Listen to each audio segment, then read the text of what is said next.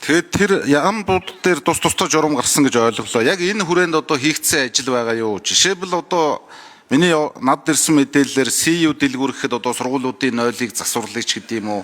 Өшөө одоо том уул уурхай аж ахуй нэгжүүд тухайн орон нутгата бас одоо соёлын ордон, соёлын төв бүтээн байгуулалтууд хийгсэн ийм саналууд явж байгаа. Ерөөсөө ажил хэрэг болохгүй байгаа гэдэг. Тэгэхээр энэ дээр бас одоо хариулах хүмүүс байвал яг одоо ажил хийгдсэн үү? Ямар шатандаа явна? Хэдэн төгрөгийн хөрөнгө оруулалт одоо явж байгаа энэ талаар мэдээлэл өгөөч.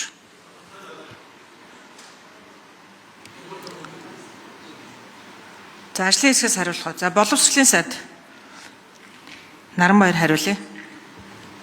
За баярлалаа. Энэ нэг хувийн татврын хөнгөлтийн дотоод тэр шаардлага журам нь гараад хууль зүйн дотоод тэргийн яам бүртгүүлээд ингээд хүчин төгөлдрүүлээд эхэлж байгаа. Яг одоо ганц нэг жишээ дурдахад бол жишээ хэлэх юм бол Хаан банк одоо өөрөө манлайлаад яг энэ багийн баг сургууль гэдэг энэ хил орчим газруудад баг сургууль байгуулах энэ ажлыг эхлүүлж байна. Энэ хагасаа өдөр одоо бид ЮНИСЕФ-тэй хамтраад нээлттэй хийхээр төлөвлөсөн явж байна.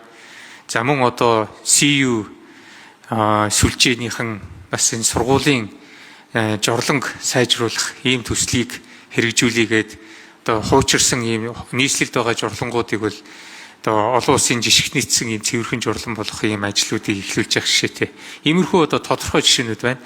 Ер нь бол одоо хуульдаа бид бас энэ дагаж гарч байгаа хуульдаа түрүүнд хэлсэнчлэн нэмэлт оруулаад сургууль цэцэрлэгийн барилга байгууламж дээр энэ бол бас хэрэглэгдэхэр болж байгаа. Энэ бас том дэвшил гэж бид харж.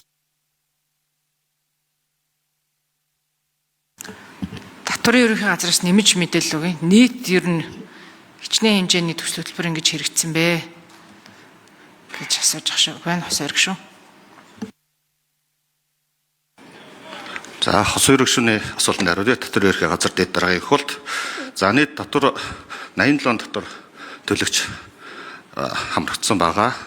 За энд болохоор одоо 7 татвар төлөгч нь байгаль орчны уур амьсгалын өөрчлөлтийн яамны харьяа. За боловсролын яам дээр 18 аж ахуй нэгж, за гэр бүл хөдөлмөрийн нийгмийн хамгааллын яам дээр 6 аж ахуй нэгж, соёл аялал жуулчлал, соёл спорт аялал жуулчлалын залуучуудын яам дээр 45 аж ахуй нэгж, хот байгуулалт барилга орон сууцчлалтын яам дээр 5 аж ахуй нэгж, эрүүл мэндийн яам дээр 4 аж ахуй нэгж, зам тээврийн яам дээр 2 аж ахуй нэгж, нийт 87 аж ахуй нэгж хөнгөлөлт идэх байгаа. Нийт хөрөнгө оруулалтын дүн байхгүй 44.5 тэрбум төгрөг хөнгөлөлт идэлгээр.